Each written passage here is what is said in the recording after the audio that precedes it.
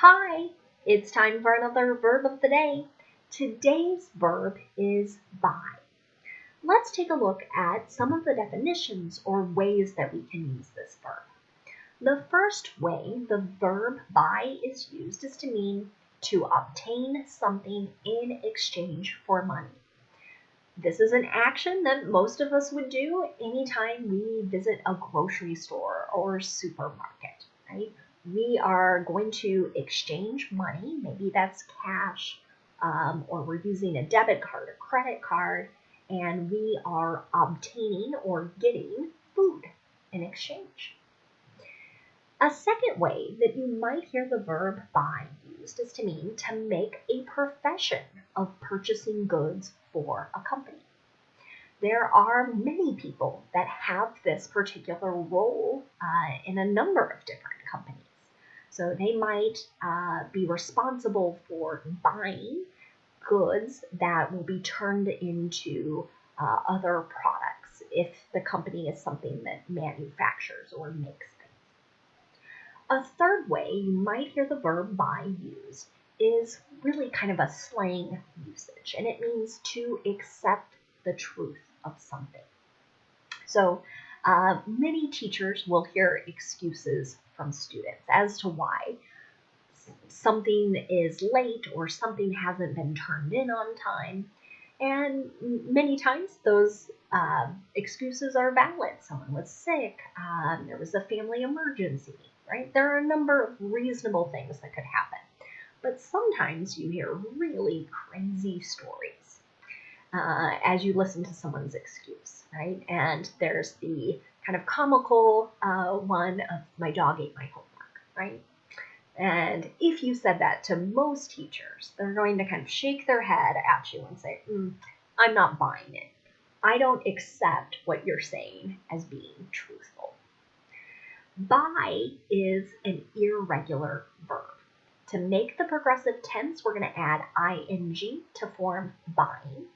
The past tense and participle forms of this verb are spelled completely differently than our base verb. So the past tense and participle forms are spelled B-O-U-G-H-T, and it's pronounced bought, bought. Now let's take a look at some phrasal verbs with our verb of the day, buy. The first one we'll look at is buy into. It means to accept or believe an idea. Here's an example. I don't buy into conspiracy theories. So I am not accepting, I am not believing wild ideas some people have about any number of things, right? We have, unfortunately, conspiracy theories relating to the vaccine. I do not accept any of those as being truthful or real. Another phrasal verb you might hear is to buy something out. It means to buy somebody's share in a company. Here's an example of that. His business partners bought him out so that he could retire and move. Another phrasal verb you might hear is buy up. It means to purchase all of something. Developers bought up old factories and converted them into luxury apartments. Another example could be Americans bought up all the toilet paper in March 2020. Now, we're going to take a moment just to look at how we structure more information questions in the simple present tense. All this week, we're going to practice making this particular structure of questions. I call them more information with my students. Many textbooks will simply refer to them as WH questions. The reason I say more information is I can't say yes or no to any of these questions. It just won't make any sense. I need to give the person who has asked me the question some more information. So generally, whenever we're making this type of question, we're going to begin with a question word. I've got a couple on the screen here. In the simple present, we're going to use do or does, depending on our subject. So hopefully on the screen you can see do is lined up with I, you, we, and they. Does lines up with he, she, and it. After our subject, you'll see the base verb and possibly some additional words that give more context to the question. So we can kind of mix and match different words here on the screen to make questions, right? I could say, when do you wear a coat? Where do they drive? What does he study? We can play around with all of these, but this is our general format for making a question in the simple present tense. So now we're going to do a little more focused practice and look at some different styles of questions as well as their purpose. So if you want to ask a question about a location, you're going to use the question word where. Here's an example sentence in the simple present. Where do they buy those noodles?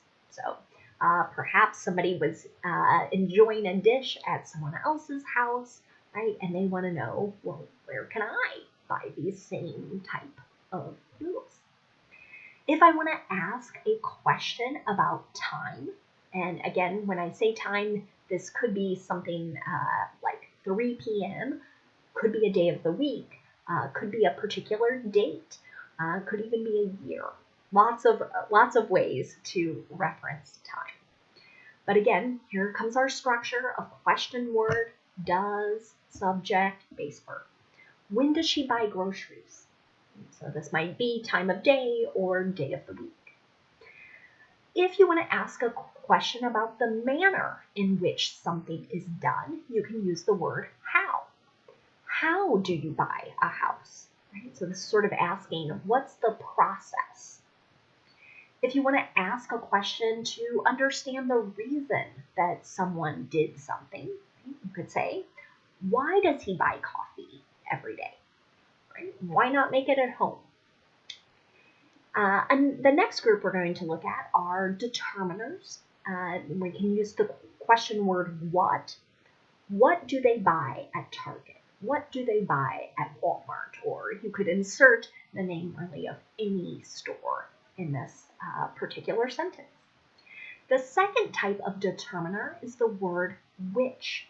And our structure here is going to be a little different. That's why I shaded some cells here to call our attention that things are just a little bit different. So here, after which, you're going to see sort of the object or the description, right? So here, which type of apples, right? So these are our choices.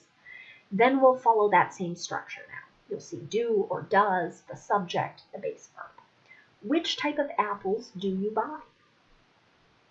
Lastly, if you're asking a question about a person, and that person is the subject that does an action, right? Then you want to use the third person singular form of the verb. So that's the one where we add an S to the base verb. Here's an example.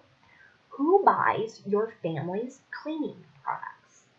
Now, we're going to keep this structure, even if the who we are asking about is maybe 2, 3, or 4 people in mind. The person answering can always answer, my mom and dad buy the cleaning products.